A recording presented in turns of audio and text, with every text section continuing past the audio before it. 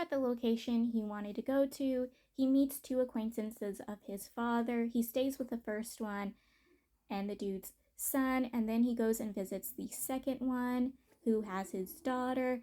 And there, when visiting the second one, the daughter lures him to a room where an assassin who attempted to try to take the life of the puppeteer is laying in bed rest. He's badly injured, and she wants the main character to heal him. And the main character does his best to save the dude's life. This is when the dude who was supposed to be the male lead's teacher shows up, and he is searching for the assassin. The main character does his best to hide the assassin and himself, while the daughter of the second acquaintance tries to keep him from going to that room, except he sooner or later does go to that room, but he can't find the main character and the assassin. And the daughter and father both are like, hey, why don't you have a drink with us? Why don't you stay for a bit? And so he agrees, and that is when the main character and the assassin escapes the second acquaintance's place and goes to the first acquaintance's place. After spending some time with the first acquaintance, the assassin decides it's time for him to leave, and he tells the main character he can come with him. Like, he offers the main character to come with him, and the main character tells him no, and the dude is disappointed and sad that the main character wouldn't come with him, but he goes anyways. He leaves anyways. The main character gets a letter from the Melly that states, stay hidden, stay under the protection of the Melly's ex-supposed-to-be teacher. And the main character, he doesn't believe this letter. Like, he's a little suspicious, and he's questioning it. So he sends a letter back to the male lead asking him, why should I be under this dude's protection? And he doesn't really get a message or letter back over it. The main character, he gets a letter from the second acquaintance's daughter, who warns him to get out of there for his own safety and protection, to get out of there, to escape. Because there's basically a listing that has been listed out of names who will be leaving this location with the puppeteer, and one of those names is not the first acquaintance's name. And she's warning him that most likely the dude's home is going to be raided, and everybody in that home is going to be done for. It's going to be dead. And she's warning him to get out of there for his own safety and protection. Which is the same thing the first acquaintances tells the main character. He tells the main character to get out of there for his own safety and protection. He tells the main character to go with his son, and they both need to leave. They want to take him with them, but the time they decide to try to snatch him up and get him out of there, that's when the place is raided. So they only have no choice but to escape for their own lives. While escaping, the main character and the son of the first acquaintance comes into a stand hole where one of them has to sacrifice the other one to save their life, and the dude wants the main character to escape without him.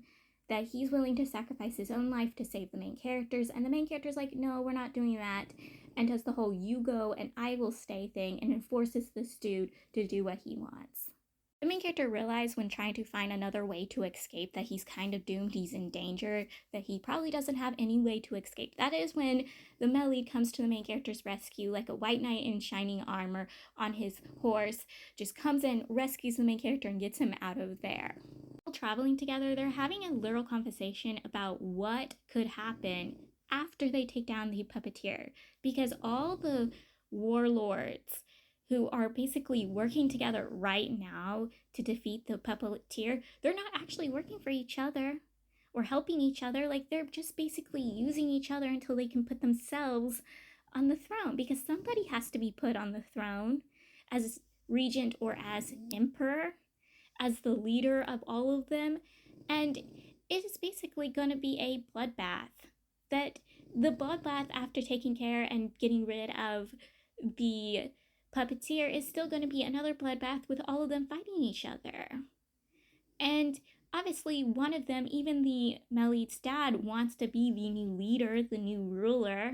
That is why they're all being basically on a standstill. That none of them have actually really done anything. When action needs to actually be done, they stand there and watches on the sidelines. Like, that was what the issue with the first acquaintance. He was waiting for everyone to basically come together so they could fight against the puppeteer, was waiting for them to come to him, and none of them would, because they were all standing on the stand lines waiting for their own chance to take the throne, to take their own bites out of it. End up coming across the supposed to be teacher of the Melids army, and so they have to run for their lives. They come across a comrade who protects them, and the supposed teacher of the Melid, he wants the Melid, and he specifically wants the Melid to make the Melid a hostage against the Melid's dad. And this dude is not allowing him to have either one of the two main characters, the main character and the Melid. And so they make an agreement. Whoever wins a 3-match duel will have the two of them. But this duel is pushed back because something happens that has to lure the supposed to be teacher of the Melid away. And he tells the dude they will come back to their match, but he can have the main character Melid for now. The Melid tells the main character he found the main character's product, men, in carriage, and he hands them over to the main character, and the main character returns back home to hand that stuff to his mother. He promises the Melid that he will return back to the Melid side, and it's not because he owes the Melid such a humongous debt. No, because he wants to be in the Melid's life. He wants to be by the Melid's side. He makes sure that the Melid knows this. He returns back home, like I said. He returns everything to his mother. His mother encourages him to return back to the Melid's side. Also, every time the main character is separated from the Melid, he feels a loneliness, a sadness, a depression, that he wants to be back with the Melid's side. He wants to be there for the Melid. He's constantly anxious and worried for the Melid when he doesn't hear from the Melid or he's not by the Melid's side. Like, he is like a worried bride who is at home while their husband is at war, just waiting for them to return, just to get a letter to know they're safe and sound. That is literally how the main character acts. Right after the Melid had saved the main character's life, the main character started nagging him, literally nagging him like a wife or a mother would, and he literally teases the main character about that. He's like, you nag me more than my mother. You're more fussier than a wife would be. You should just be my wife. You should stay by my side and nag me and fuss at me. And I'm like, ooh, ooh, I see you. You want the main character as your wife. We all know it.